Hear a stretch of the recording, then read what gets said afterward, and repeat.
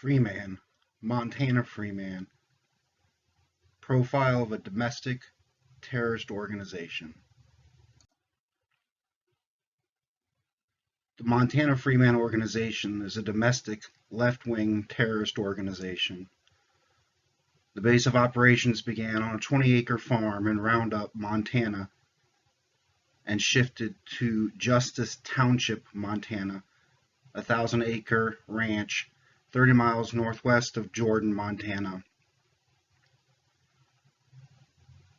The Montana Freemen were located in Roundup, Montana. However, freemen or sovereign citizens can be found in small to medium-sized congregations ranging from 5 to 500 members most anywhere in the U.S. and Canada.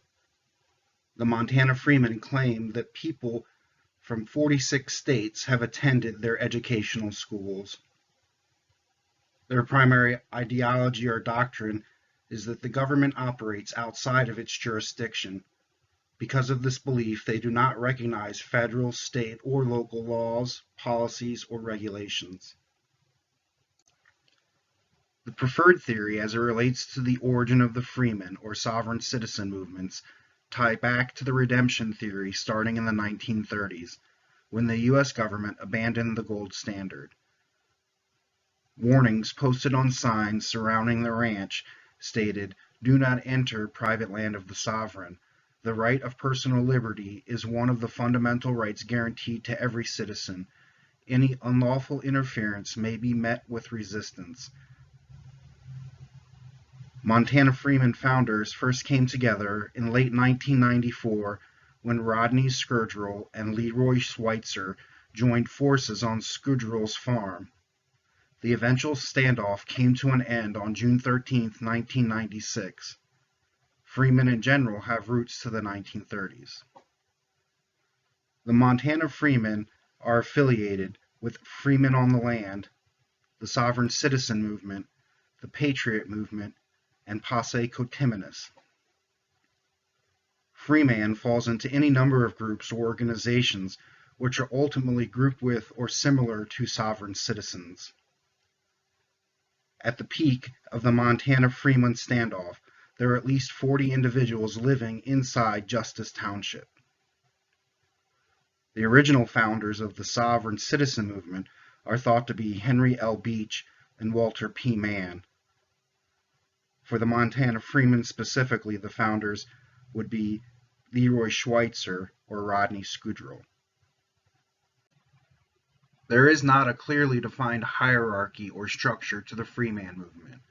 There are hundreds of smaller groups of individuals who share the same beliefs that they are sovereign citizens, not subject to the laws established by the government, and each establish their own laws, currency, and goals.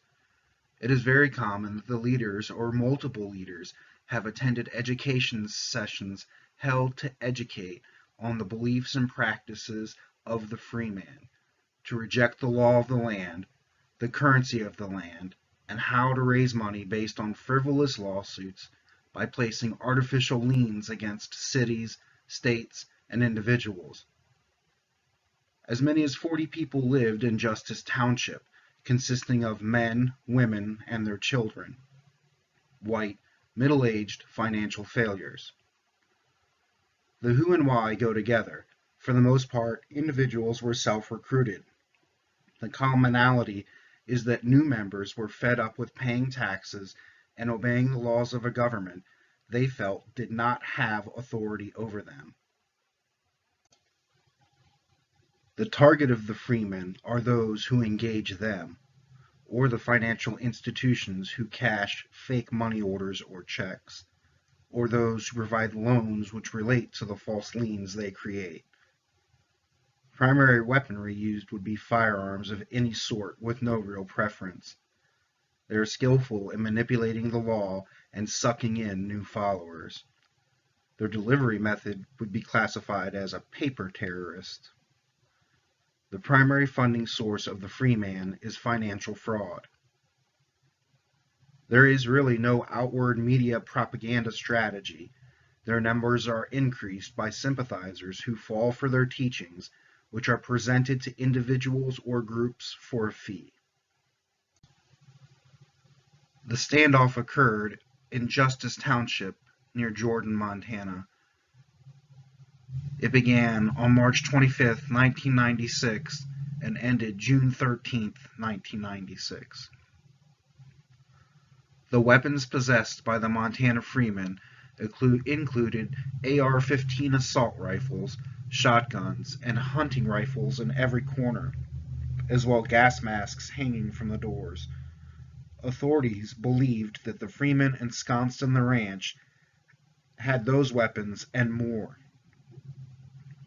The method of attack was a standoff with local, state, and federal authorities, refusing to surrender to be tried for tax evasion and fraud. There was no real planning outside the establishment of Justice Township, which included the ability to live off the land, with gardens, food stockpiles, and farm animals for meat. Estimates of the total amount of money created in the form of bogus money orders varied, with estimates up to $150 million. There were no casualties or substantial injuries. The intended impact was to validate the claims of the Freemen and the sovereign citizen movement. The terrorist event included financial fraud and the standoff with the authorities. National media coverage was present throughout the event, but waned as time went on. A claim of responsibility was unnecessary. It was a fact that the Montana Freemen were holding the property. At the end of the standoff, there were 16 individuals on the ranch. The backgrounds and characteristics of those individuals were white, middle-aged financial failures. Federal, state, and local law enforcement authorities responded. Federal authorities took the lead based on the small size of the local departments. Local authorities were afraid to engage the Montana Freemen based on their numbers and perceived firepower. Communication and intelligence was handled primarily by the FBI. The jurisdiction responsible for the outcome was mainly the federal. Most of the crimes the Freemen were tried for related to federal offenses.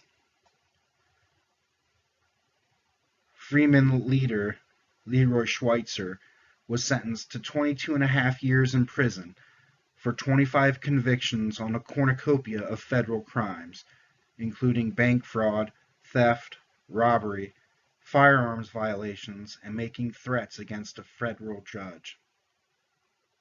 A cluster of fellow Freemen, notably Schweitzer's right-hand man Daniel Peterson, Rodney Scudrill, and Dale Jacoby, also received lengthy sentences. A number of secondary figures, especially the women who participated in their husbands' schemes, were given lesser sentences.